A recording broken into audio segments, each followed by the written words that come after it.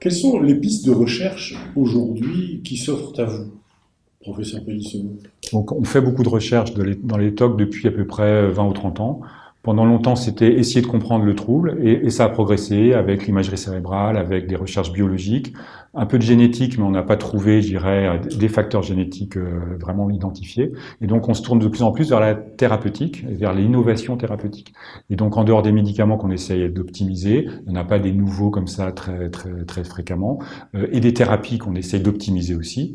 On travaille maintenant sur en fait, des actions directes sur le cerveau, avec de la stimulation cérébrale, alors qui est encore au stade de la recherche le plus souvent, et qui est pour l'instant le plus probant quand on va vraiment en fait pouvoir agir en profondeur sur le cerveau. Et on a depuis à peu près une dizaine d'années des protocoles qui permettent de stimuler de manière, on va dire, très ciblée, avec un petit courant électrique, certaines régions du cerveau qui sont impliquées dans le TOC, dont on sait qu'elles sont vraiment, qu'elles jouent un rôle. C'est pas forcément la cause ou le déclencheur du TOC, mais vraiment ce sont des mécanismes importants. Donc on va venir moduler avec un petit courant électrique très léger, hein, évidemment qu'on ne ressent pas soi-même, les noyaux en fait qui sont les noyaux importants du trouble obsessionnel. Ça fait 10 ans qu'on travaille dessus, les résultats sont plutôt très favorables.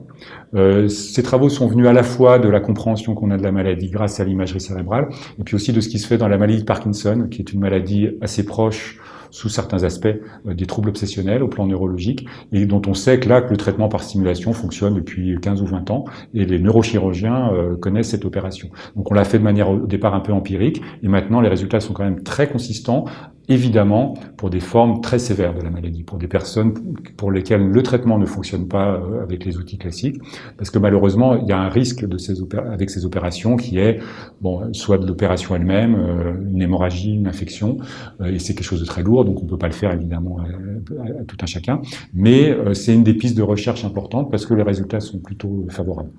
On essaie de faire la même chose avec des outils moins, on va dire, moins invasifs, moins dangereux, un champ magnétique, un courant électrique de l'extérieur. Pour l'instant, ça reste un peu plus, je dirais, à un stade d'étude parce qu'on n'a pas de résultats suffisamment forts pour dire qu'on va l'utiliser de manière courante. L'avantage, c'est que c'est beaucoup plus sécurisé que de faire une opération chirurgicale.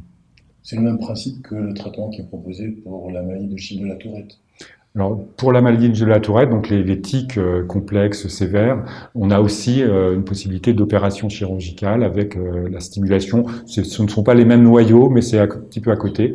Effectivement, les deux maladies sont aussi très proches. Hein. Dans les tics, c'est purement des gestes ou des séries de gestes ou des vocalisations parfois. Donc, il n'y a pas de session derrière, mais il y a cette partie comme ça de mauvais contrôle de soi qui est sûrement commun aux deux maladies. Et effectivement, ça se ressemble au niveau des techniques de stimulation. Est-ce qu'on a pu mesurer lors de la stimulation de ces noyaux la libération de certains précurseurs hormonaux ou c'est juste une action électrique? Est-ce qu'on pense qu'il y a là Il y a forcément les deux parce que le cerveau fonctionne avec en gros de l'électricité et de la biologie, de la biochimie, hein, parce que c'est les neurotransmetteurs.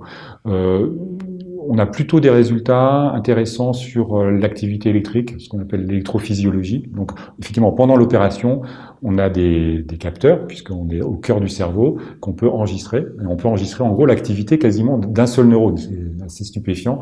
Avec des techniques spécifiques, on peut enregistrer la décharge d'un neurone, et surtout au moment où on fait faire des tâches au sujet. Parce que l'opération qui est longue, qui est assez spectaculaire, parce que vraiment, on est rentré dans le cerveau du sujet. Il y a des moments où il est réveillé. Il n'est pas tout le temps endormi. Il est endormi juste au moment où on fait l'implantation. Et on va pouvoir tester des choses, même au bloc opératoire, en lui demandant, par exemple, s'il a des obsessions. Et on va parfois même s'il est déclenché des symptômes. Et on peut faire le lien, c'est très très préliminaire, mais entre l'action de l'activité de tel neurone à tel moment sur une obsession.